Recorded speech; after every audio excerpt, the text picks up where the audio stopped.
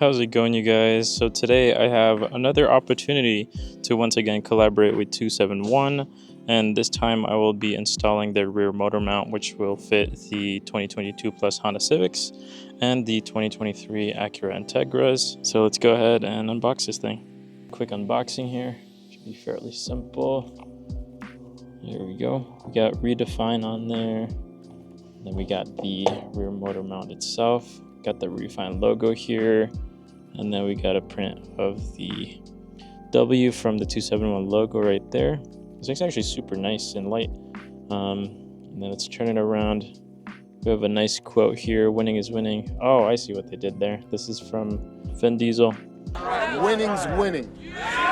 Yeah, so this is actually stainless steel and it looks really clean actually. The polyurethane bushing right here looks really well made.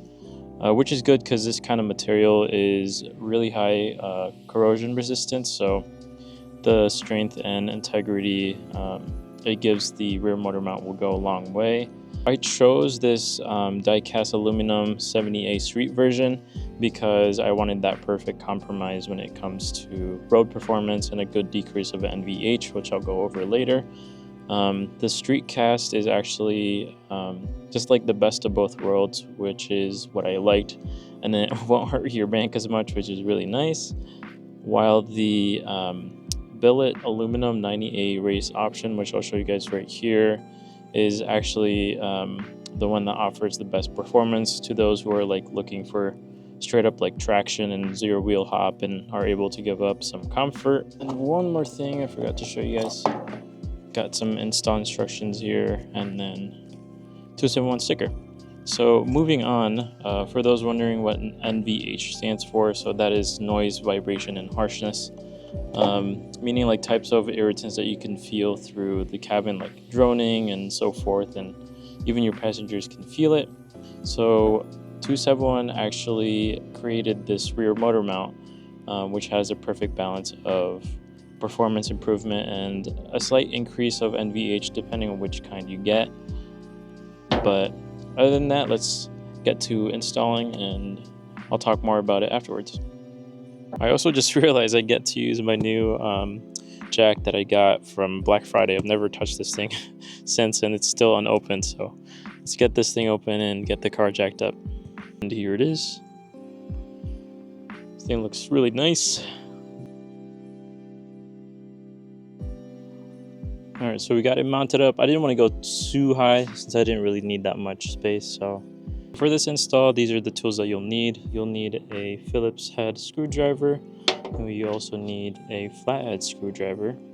And then we have a 19mm socket with a ratchet wrench. And then you'll also need a torque wrench that has a 19mm socket, as well as a 17mm socket. So make sure you have those and you should be all set. I mean, you could use a impact drill gun with a 17mm socket, but that's totally optional. But those are the things that you'll need, so let's move on. All right, so once you have your car jacked up, we're gonna remove 4 Phillips head screws, which I'll show you. I'll do my best to show you where that is.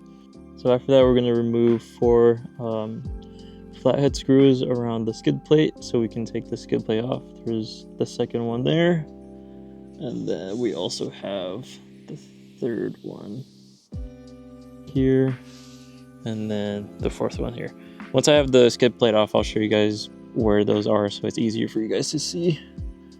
So here are the locations of the Phillips head and then the flatheads. So the Phillips head will be here, here, and here, and here. And then we also have the flathead, which is 1, 2, 3, and 4. And once you have the 4 flathead screws off, just gonna push it out and then you should be good to go.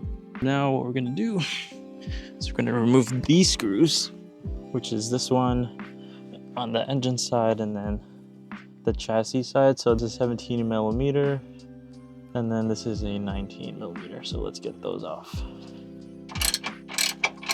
So I couldn't get the ratchet wrench to work, so I'm just gonna use this.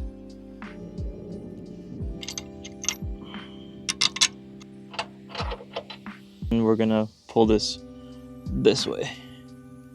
And it should come off nice and easy, just like that. This is what it looks like. Here's the size difference between the two. So let's get this rear mount on and go from there. One important thing to note when you're installing this rear mount, make sure that you can read the words, and if you can't, that means that it's upside down. Plus it'll have writing on here that says the chassis side, and then it also has the engine side on there. We will just put this through here, nice and easy, and it should slide in like that. Just make sure that the screw holes are aligned and you should be good. Now let's put on the bolts here and tighten them for right now. And to put this on, we'll need to push up on the front pipe to be able to get it on. Once you have it in, just like so, I actually had to remove the 3 bolts from my 271 front pipe so I can push up my front pipe to get this freaking bolt on, which took me a little bit. But now what we're gonna do is we're gonna torque down the bolt on the chassis side, which is gonna be 65 pound-feet of torque. And then the engine bolt, which is the 19mm one, we're gonna torque that to 50 pound-feet of torque, and we should be set to go. Let's torque the chassis side first. There we go. So that is all set. Then we're gonna do the engine bolt, which is the 19mm, which is gonna be 50 pound-feet of torque. So let's get that going. So I'm gonna have to push up on the front pipe again. There we go. That is the 271 rear motor mount. That's what it looks like. So once you have everything set, just make sure you put back all the screws from the skid plate. And as for me, I need to put back the bolts that it took off from the front pipe, and we should be done. Alright, so I got everything back on. I got the skid plate back on and everything was torqued down, and the rear motor mount is in there.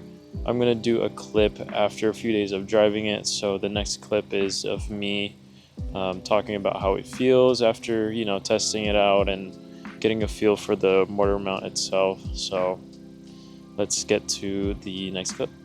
3 days later.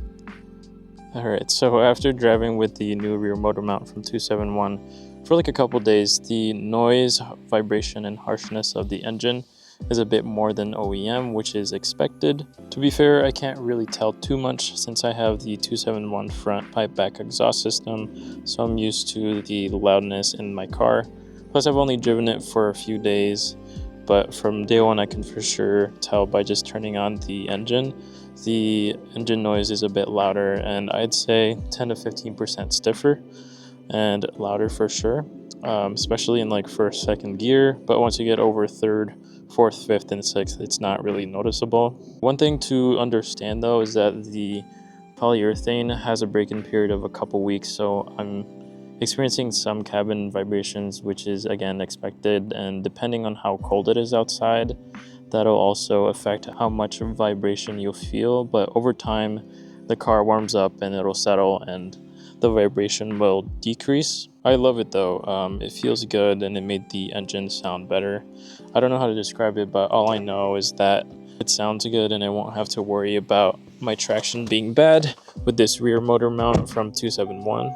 Plus on top of that, I honestly feel more connected to the car with how the rear motor mount changed the feeling of it overall. And it's honestly not unbearable. It's still a comfy daily drive type of motor mount. So no need to worry about crazy increase of NVH since it's quite minimal, and over time that'll lessen more as the motor mount is broken in. I personally feel like this is such a crucial upgrade despite how small it may be, since when you upgrade your car, whether it's for track performance or just a daily driver, the CAS 70A Street, which is the one I got, is such a balanced upgrade. And also one thing I forgot to mention, 271 also has options for the CVT owners, so check those out. I'll make sure to link this down below for you guys to see it. But anyways, thanks for watching. I hope you guys enjoyed this simple and easy install with a little overview of why you might want to consider upgrading your rear motor mount. But let me know if you guys have any further questions, and as always, stay safe and drive safe out there, especially today. People are going to be crazy out there. So happy New Year's, have fun, and I'll see you guys in the next one.